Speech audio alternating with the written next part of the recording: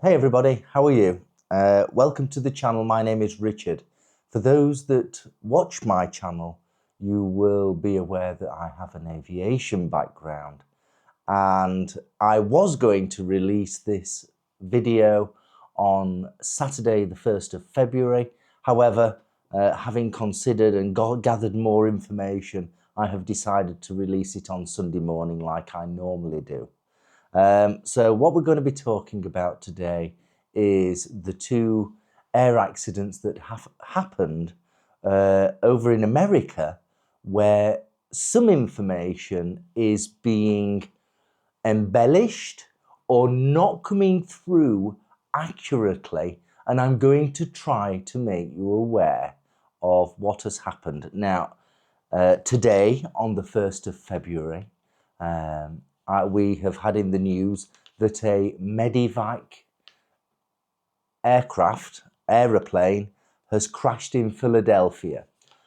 I want to talk about that later, but for the first part, I want to talk about the accident that happened at Washington DC Regan Airfield with an aeroplane and a Black Hawk helicopter. And I want to give you my point of view and sort of make sure we clearly understand what we're talking about when things are happening at this moment in time.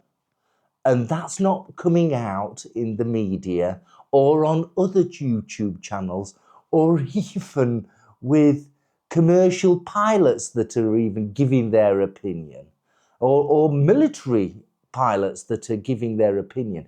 We're still not talking about things in the right perspective or context. And I want to make you aware of this. I want to just clear things down so we understand what's happening. Before we start, I just want to say, as I always do, when people ask me if flying is dangerous, I always say that the most dangerous part of flying is the journey from wherever you're going in the vehicle to the airport. That's the most dangerous part of the journey. The one that's on the ground, in a car, in a coach, in a bus. That's the most dangerous part. Flying is the safest form of transport, full stop. The training that pilots get is way beyond any other industry, including medical, when it comes to safety. All other industries look at aviation for safety. If you think of all the flights that happen every day, every year, the millions of hours that are accrued is unbelievable, and it's all safe, unbelievably safe. However, let's talk about Reagan Airfield at Washington DC. So let's talk about it. Let's just clarify a couple of things. I want to talk about when they talk about air traffic control. Now, having spoken to a couple of people, they think that air traffic controller sat in the tower looking out of the windows. That's not the case. In the case of Reagan Airfield at Washington DC, that is controlled by air traffic control in Leesburg in Virginia. The building of air traffic control in Leesburg, like every other air traffic control building, is ultra secure. There are no windows. It's very secure. The people that work there go in and then come out. There are no windows. There are nothing. It's like a bank. Yeah, it's as secure as a bullion bank. They really are secure, and they have to be. They have to be. Okay. So, in the case of Washington DC, air traffic control is actually based 35 or 36 miles away from the airport. Let's get that clear. Air traffic control is not sat in the tower where you've got the funny windows at a funny angle, yeah, where you look out and everybody's looking around. They don't see it like that. Also, the guy in air traffic control may have been watching multiple stations. Let's understand it. The guys in air traffic control often watch multiple stations while someone goes to the toilet. Yeah, that's not unusual. It's not unusual. And as you can see, over the last 15 years in America, it's ultra safe. So let's not panic about what's being said about this guy that's looking at multiple stations. If that's true, he may have been only looking at his own station. Yeah? And let's understand it. Washington DC is an incredibly busy airfield. Incredibly busy. We're still on the perspective of the aeroplane, right? We're going to look at the perspective of the aeroplane. Oh, by the way, before we go any further, whatever Donald Trump is talking about regarding DEI, I would take that with a pinch of salt unless he knows something specific. The guys and gals on air traffic control, it's like playing multiple instances of 3D chess. These guys and gals are geniuses. They are juggling like there's no tomorrow, and their brains are like the size of a planet. Yeah, they have a different mindset and they earn their money. Yeah. Anyway, right. So let's now go to Washington DC Regan Airport. Let's talk about it from the aeroplane's perspective. An aeroplane's inbound on air traffic control, talking to air traffic control. And then, because they're now inbound, they will have then been transferred from air traffic control to the airfield inbound frequency. So it's highly unlikely that the aeroplane will have been talking to air traffic control because they are so close. So the inbound of the airfield, the Reagan Airport, will have requested them to move from one runway to another runway, runway 33. Okay, runway 33. This is normal. People are saying online that this is exceptional. Oh, no, this is quite normal at that particular airfield. So let's put that down. So now remember, this aeroplane is talking to the tower on inbound. Okay, it's talking to the tower on inbound. It's not talking to the air traffic control, which looks at the really big picture across the country. Yeah. He then aligns, the pilots then line themselves up for runway 33 using what's called ILS, or the Instrument Landing Service, based on I'm assuming here, based on the aircraft that we're talking about, rather than it being an automated landing service on runway 33. I'm assuming that. In the cockpit, you have two pilots. You have the captain and you have the first officer. Let's just call them captain and first officer. Yeah. One of them will be piloting command. It could be the first officer or it could be the captain. The pilot in command flies the aeroplane into the airfield and lands the aircraft. The other pilot assists the pilot in command to allow the aircraft to be landed. So if I'm the pilot assisting, I will be supporting the pilot in command who's going to land the aeroplane. I'll be making sure that we're on the right frequencies, that the flaps are down, that the landing gear is correct, that we've got green lights, that we're not too high, we're not too low, we're accurate on the instrument landing service, which is like a crosshair, so you know that you're coming down at the right angle as you're coming into land. Yes? Generally speaking, because it's instrument flying rules, IFR, instrument flying rules, where you're looking at your instruments, you're actually landing the aircraft with your instruments. You might get the impression from other media that the pilots are looking out of their windows from left to right, looking out for other aircraft. When you're on your final approach, you're not looking for aircraft left and right. I assure you that now. You are looking straight ahead and making sure you're lined up from an instrument perspective, from the instruments in front of you, for that runway. The pyrotechnics on the runway, pyrotechnics are the lights that go down the runway, so you can clearly see it from miles away. Yeah, the lights are there so you can identify the runway from miles away.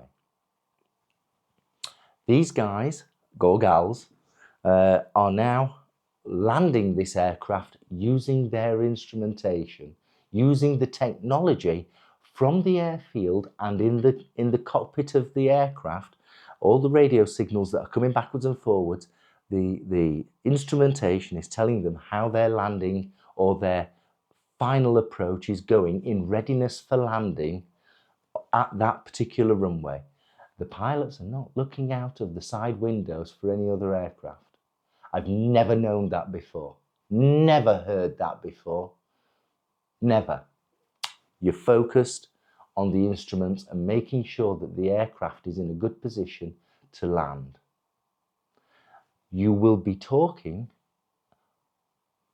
to the airfield inbound, and they will be telling you everything's okay. There's a problem on runway 33. Do a go round, blah, blah, blah, blah, blah. But generally speaking, if everything's okay, communications between the aeroplane and the airfield inbound will be very quiet when you're at an altitude of 350 feet to 400 feet. That is it. That's inbound. That's the aeroplane. The helicopter has what? Let's talk about the helicopter now. The helicopter was flying what's called visual flying rules. And that's not unusual for a helicopter that's flying at 200 feet altitude or lower. You fly with your eyes looking out of the cockpit, looking left and right, making sure that nothing is in your way. There are no buildings, there are no other aircraft. You're not too high, you're not too low. You're looking at your instrumentation. In this case, they will be focused on their altimeter. The altimeter works on air pressure, and that tells you how high you are from whatever level you've set it at. In this case, I suspect it will be ground level. Yeah, near the Potomac, near the level at the Potomac River. Right, I'm assuming that, but 200 feet is 200 feet, yes? Whether it's at sea level or ground level where you are at. You will have set your altimeter to whatever air pressure it is at that point in time, and that gives you an indication of whether you're at what level you are from an altitude perspective. Night goggles. So we know what we're doing with the altimeter. Yeah, we've set it to a particular air pressure, and that tells us that on the ground we're at zero altitude or whatever level we're setting it at, so that we know when we're at 200 foot, we know we're at 200 feet altitude. We set the altimeter every time we take off, and we adjust it when we are flying as well, because as you move through the air, maybe 20 miles in the future, the air pressure may be different, so you adjust it accordingly. Yeah, okay, now that's set the scene. Night goggles, not a chance. I don't know where this fantasy comes from. So let's understand it. When you're wearing night goggles, it's got to be dark. The guys that were flying the helicopter are flying through a Washington city. There are lights all over. There are aircraft coming into land with the lights that are bright as anything on the landing gear. Yeah, you might have noticed that when the aeroplanes come into land, they've got the lights on the landing gear, and they are bright as anything. If you're wearing night goggles in that kind of environment, it would just be white. You'd see nothing but white because of the glare of the light that's coming from the city lights, that's coming from the aircraft that are flying. You wouldn't be able to see anything. And I'm not sure if you can fly visual flying rules with night goggles on. I'm not sure about that. I should really look into it. So let's be very clear. As this particular Black Hawk helicopter came south, it should have been to the eastern side of the Potomac River. It should have never diverted towards the Reagan Airfield, which was on the west of the river. Yeah, it's not far away. It's not far away. And it should have been at a maximum height of 200 feet. This is the standard operating procedure for the military in that particular area of Washington. 200 feet, you don't go anywhere near the runways on the western side of the Potomac River. You keep away from that. This particular helicopter was flying out of standard operating procedure. The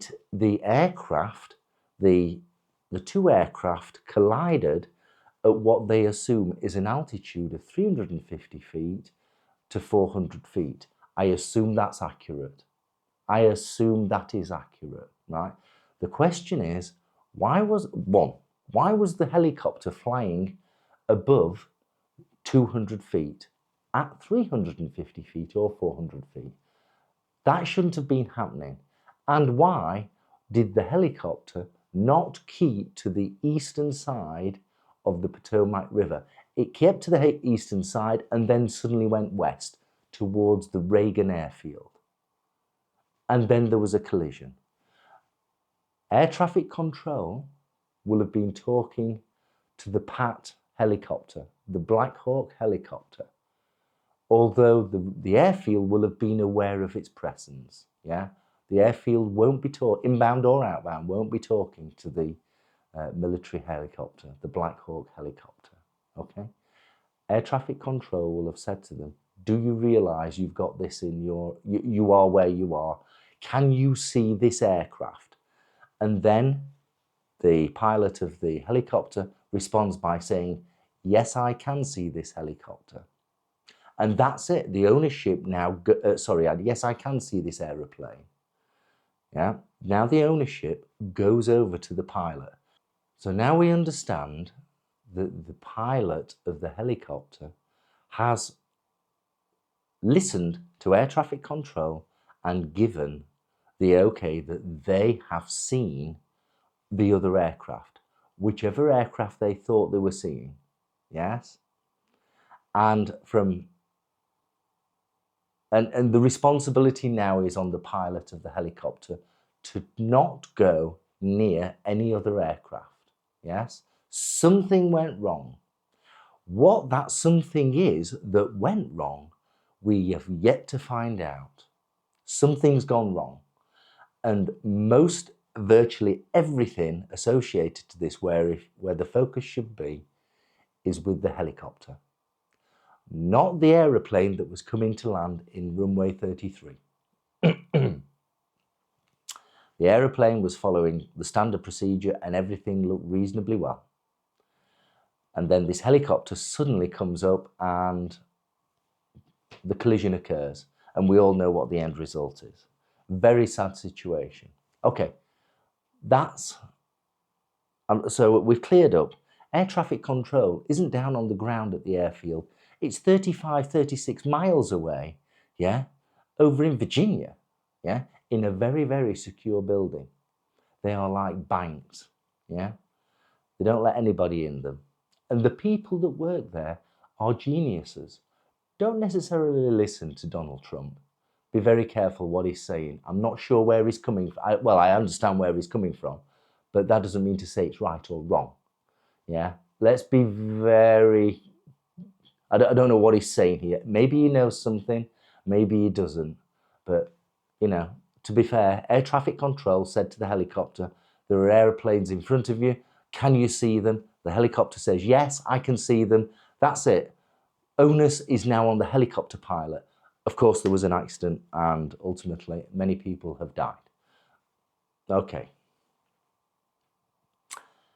Let's go back to Philadelphia Medevac accident on the, I think it was actually, it was on the 31st of January. It's now the 1st of February. So let's talk about that. When I was flying in the 1990s, yeah, we were in a recession, a financial recession in the UK.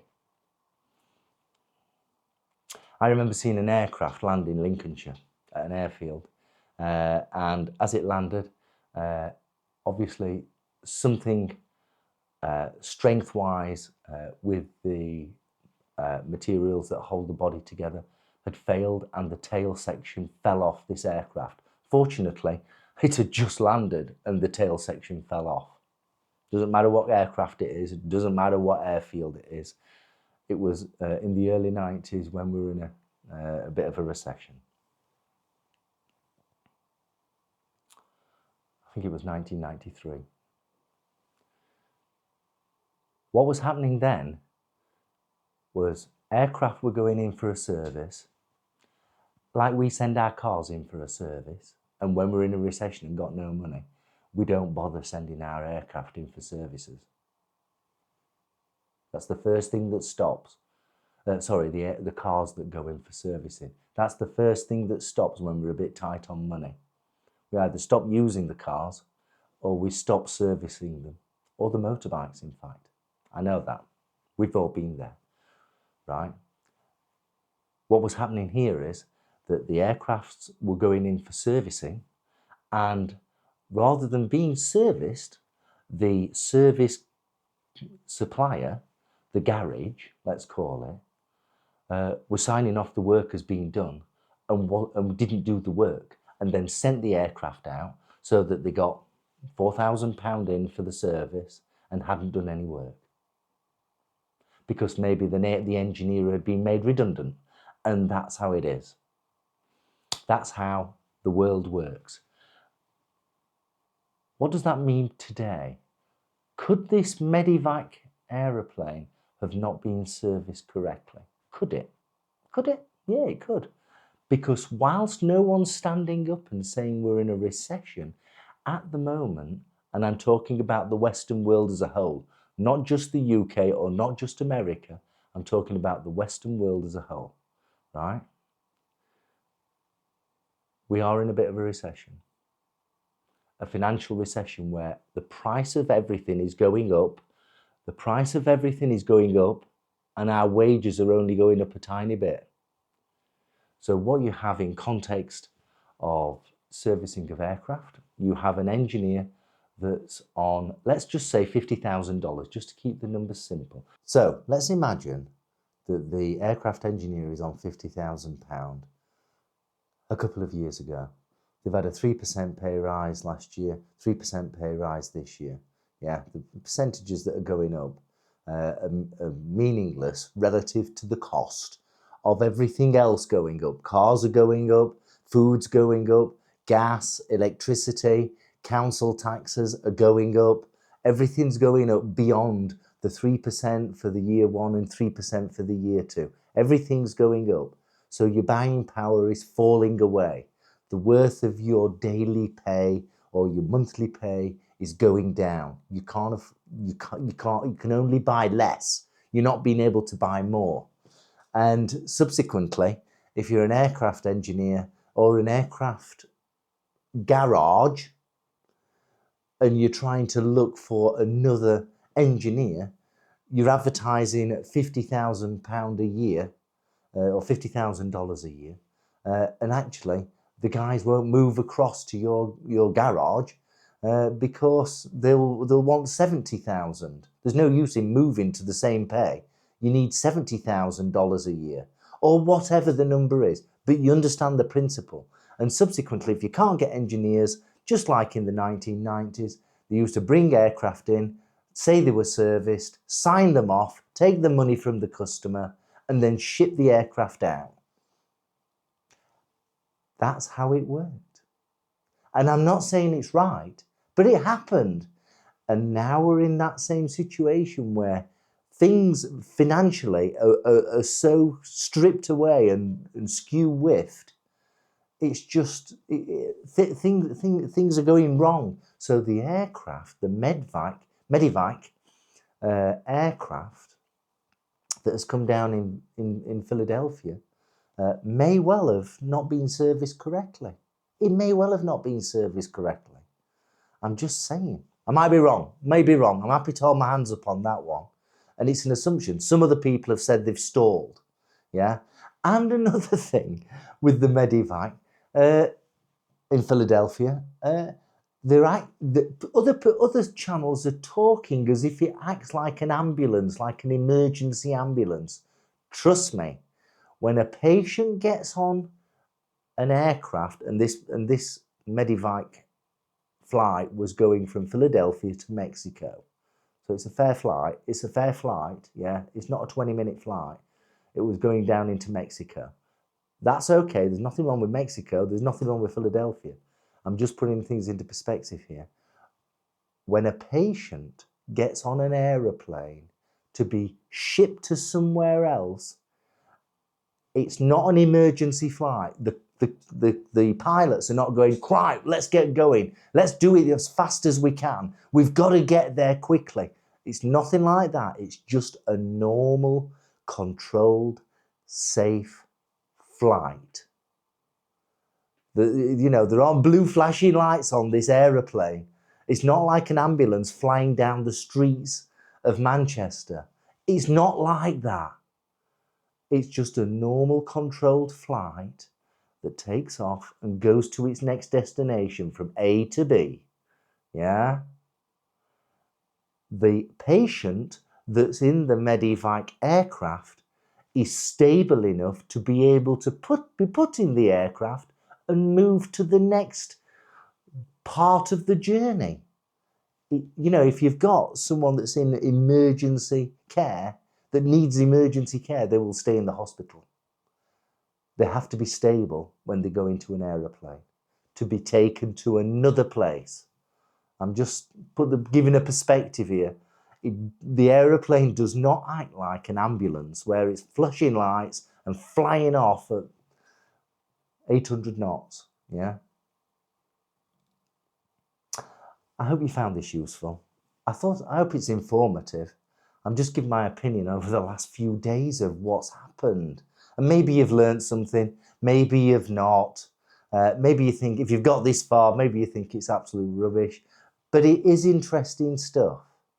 And the way the media and other channels are presenting stuff are really, really strange. I tend to present things like this in a very black and white way, which hopefully are more fact-based than opinion-based. Yeah, these are the facts. Let's understand what happened from there. Yeah, especially with air crashes. Hope you found it useful. From a motorcycling perspective, please ride safe and be kind to people. And I will see you very soon. Hope you've enjoyed this. Have a great weekend and see you soon. Thank you. Bye-bye.